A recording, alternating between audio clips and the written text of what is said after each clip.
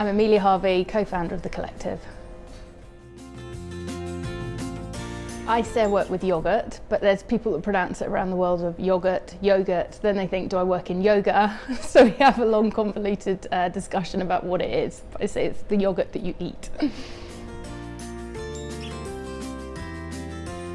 So I used to hate running, and recently I've been waking up early in the morning and started to do a kind of 6 a.m. run, which I've slowly got addicted to, and it counteracts the tiredness, gives me a boost of endorphins and gets me going for the day. It's thinking time, it's exercise, and it's quite time efficient. For me, success is, from a personal point of view, a balance between work life, home life, and balance between friends and family. I try and divide the three. So if we start with business, success is moving something forward, creating growth, creating a strong team to move the business forward. From a personal point of view, I've got a 5-year-old and I love to spend time with him, and it's making sure that I can spend time with him in the evenings and have the day divided so I can tick that box. And then I love to see friends and family as well, which gives me time away from the business side and a bit of a breather in life. So I try and make sure that the three are balanced. They're not always balanced, but getting them all right at the same time is success for me. Successful people, I can think about sports people where they're practicing day in, day out. So we work really closely with the Brownlee brothers, obviously very famous in succeeding really strongly within the triathlon, and they focus on every minutiae of their training. It's all about small parts adding up to one big success. And if you think about that in the business world, it isn't one thing that's going to get you to your end goal or to the place. It's lots of little things adding up. It's practicing, preparing, and all coming together. And what's great about the Brownlee brothers is they work as a team, they're working together for their end goal. So I think success is really how they approach their training and winning.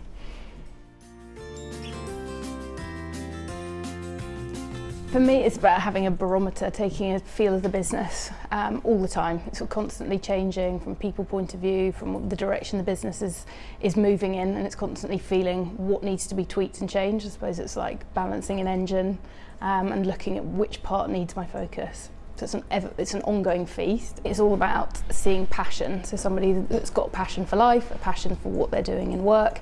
Passion is the number one that I'm looking for from the right attitude. And the way that we assess that is I ask people to present their brand that they love. And you can see in that how they're absolutely passionate about something. We've had everything from people loving hair straighteners to different cars to different types of food that they absolutely couldn't live without. So it's really nice to see somebody in their comfort zone of passion, and you can really judge how passionate they can be about something. And a question that we like to ask is twofold. One, your best friend, what's the three words that they would describe you? And your current boss, how would they describe you in 3 words as well? And they're always very telling in terms of how they come out.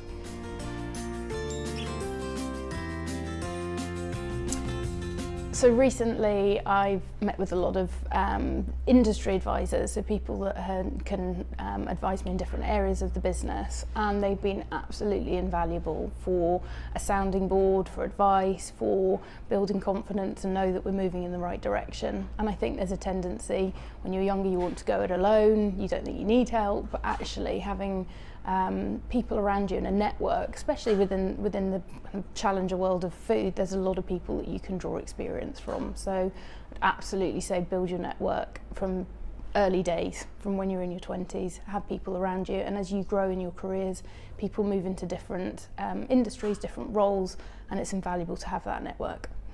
So a few tips on building your network. It's not all about receiving on it. You might help people along the way and you don't know what's going to come back, but it's full circle. So in a year's time, that person might be in a different role. You also get a lot out of helping other people, so it doesn't need to all be your way. And I think in some of these conversations, in fact, every conversation I have with a new person, I learn something different.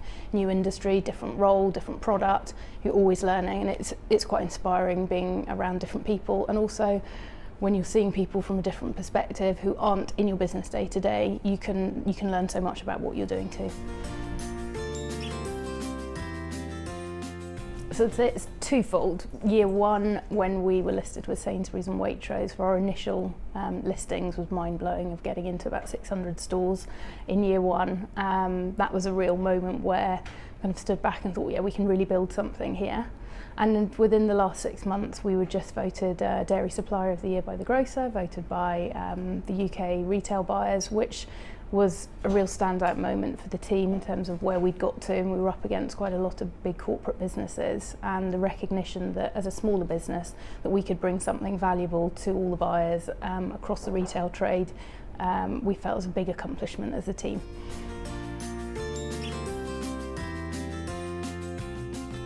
So within the last 2 years, I've introduced 4 simple business behaviours. So there was a lot of things that were defining what we were doing, but I wanted to try and crystallise what that was. So we've introduced business behaviours that run through the business. So it's making things happen, moving something from A to B, moving the dial. Really, that's what the business is based on. We can't be existing if we're not making things happen. Being easy to do business with, at our size and even the mentality that we have, being really easy to do business with retailers, with consumers, with each other, really, really helps. So not constantly emailing or setting up structure within the business that's going to be holding us back. It's all about moving forward. Knocking the socks off. So that is all about wowing either retailers, consumers, each other, doing things really differently, spotting a social media post that we can send people a load of products as a surprise. And then finally working together. It sounds a bit of a cliche, but as a sales, marketing and product-based business, actually when the 3 teams are working really, really closely together, we can achieve much more. So those behaviours are simple, they're 4, they're easy to remember, they run through everything that we do, and I just wish I'd done it earlier. So I arrived at the 4 values because they were quite shining through in terms of what we were doing and how we were behaving. It was more pulling out what were the 4 things that if we did consistently, we got those right, and everybody was living and breathing them no matter what role they were doing, that would then move the business forward. And choosing 4 was deliberate so that people could remember them. We run them through our appraisal systems, and we have a big board up in the office where if we see people doing that behaviour within the team, we'll write them a little post-it note and put it up, and then every month we'll announce who's the kind of the value person of the month, and they'll get to take a friend out to dinner that night. Doing things differently, I wish I'd done it sooner, and I think I would still stick with doing 4, and I think it defines what we're all about. It's about continuing to bring that alive within the business.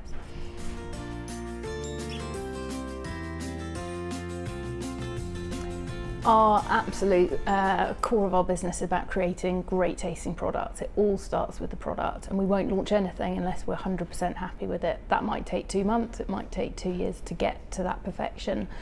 We're all about knocking the socks off consumers when they try our products. People haven't tried yogurts like ours. It's all about the product. We bake value into the product.